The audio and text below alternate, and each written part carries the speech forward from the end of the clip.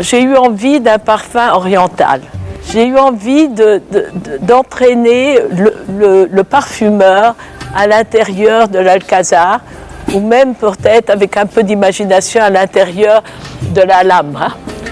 Et traverser ces patios, admirer cette extraordinaire architecture, sentir l'odeur qui rentre par les orifices ouverts où il n'y a pas de fenêtre, et imaginer ce qu'a dû être la vie dans ces palais sous les califats, avec cette extraordinaire combinaison de culture arabe, mais déjà avec une certaine influence occidentale, ce qu'on appelle ici Moudeja. Soir d'Orient est né de cette envie-là et de cette inspiration-là. Je dois dire que le parfumeur a très bien compris.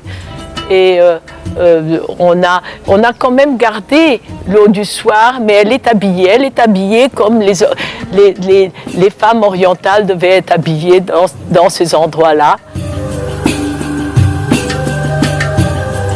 Quelle est l'âme de Soir d'Orient?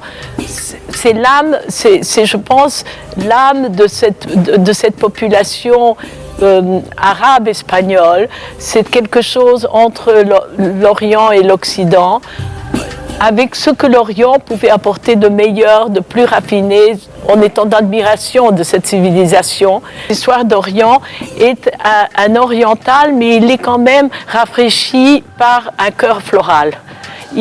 C'est un parfum boisé, épicé, chypré, comme l'eau du soir, mais avec un cœur floral, avec cette rose de Turquie.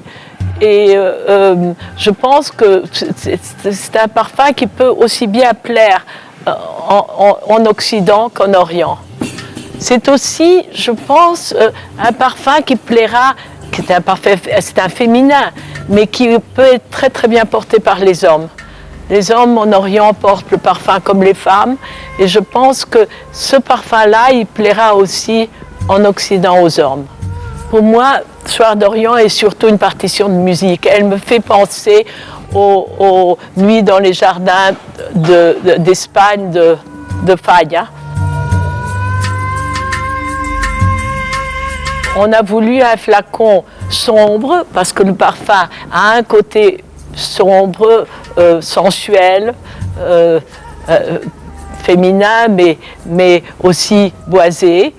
Et on a essayé de reprendre un peu de cette architecture arabe que nous voyons sur les murs ici. Pour moi, des sources d'inspiration inépuisables sont les jardins, mais aussi l'architecture, le bruit dans la ville, je ne sais pas, les odeurs, l'eau dans les fontaines, la musique. Je pense et des coups de cœur. À vrai dire, c'est des coups de cœur pour une senteur qu'on essaye. Maintenant, toutes les senteurs sont possibles. C'est ça ce qu'il y a d'extraordinaire dans la parfumerie moderne, c'est qu'avec la technologie, on peut développer toutes les senteurs qu'on imagine.